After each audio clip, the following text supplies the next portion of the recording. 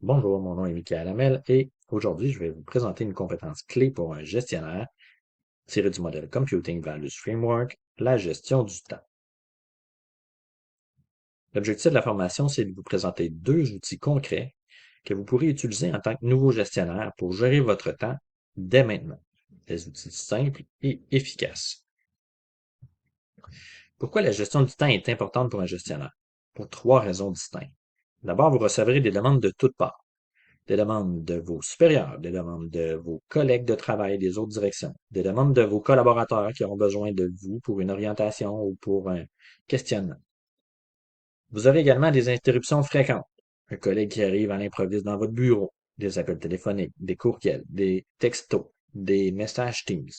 Bref, tous les canaux de communication seront utilisés. Vous constaterez également que vous aurez des tâches illimitées. Pourquoi? Parce que dans votre nouveau rôle de gestionnaire, vous devez répondre la façon la plus efficace possible aux objectifs qui vous ont été confiés. Pour ce faire, vous êtes donc dans un processus d'amélioration continue. Et on sait très bien qu'une amélioration, que vous pouvez toujours vous améliorer. Le temps maintenant, est-il différent pour un gestionnaire d'un professionnel? Non. Le temps est fixe. 24 heures sur 24, 7 jours sur 7, 365 jours par année. Le temps est le même pour tout le monde. Oui, vous pourriez faire 60 heures semaine au lieu de 35 heures semaine. Toutefois, les études démontrent que la zone optimale se situe entre 35 et 45 heures semaine. Au-delà, vous mettez à risque non seulement votre santé, mais également votre performance. Alors, qu'est-ce que vous pouvez faire? Vous devez optimiser votre temps qui vous est alloué au maximum pour pouvoir offrir le plus de valeur ajoutée au sein de votre organisation. Pour ce faire, je vous présente le premier outil, la matrice d'Eisenhower. La matrice d'Eisenhower pose deux questions très simples. Vous recevez une demande. Est-ce que cette demande est urgente? Donc, est-ce que vous devez le faire dans l'immédiat? Sinon, il va y avoir des conséquences importantes pour votre équipe ou encore pour votre organisation. Et est-ce que cette demande est importante? Est-ce qu'elle figure directement dans le mandat qui vous a été confié pour votre équipe de travail? Ou encore, est-ce qu'elle est présente dans votre description d'emploi? Ou encore, est-ce que cette demande est, euh, est-ce que cette demande figure dans les attentes qui vous ont été confiées? Si oui, c'est que la demande est importante. Et si la demande est également urgente, vous devez la faire immédiatement.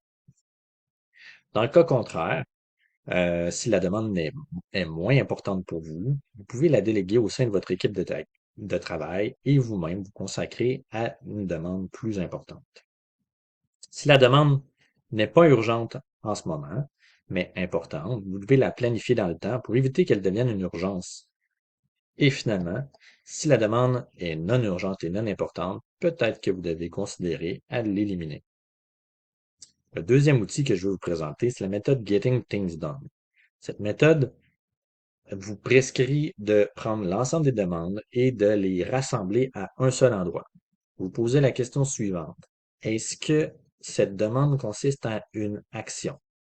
Si la réponse est non, c'est que vous pouvez classer l'information pour vous y référer ultérieurement. Ou encore, vous pouvez la mettre de côté pour éventuellement en faire une action. Puis finalement, vous pouvez aussi l'éliminer si c'est une information qui est sporadique dans le temps. Si la demande consiste en une action et qu'il y a plusieurs étapes à réaliser, c'est que ça consiste en un projet. Donc, vous pouvez le planifier dans le temps pour pouvoir le réaliser. Si la prochaine action est de moins de 2 minutes, ce qui est conseillé, c'est de la réaliser immédiatement. Ça ne sert à rien de la consigner, de la prioriser. Ça va être plus rapide de la réaliser tout de suite.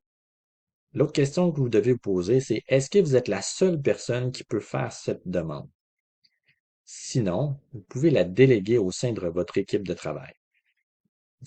Et si vous êtes la seule personne, à ce moment-là, vous l'assignez à vous-même et vous pourrez prioriser l'ensemble de vos tâches selon la méthode précédente.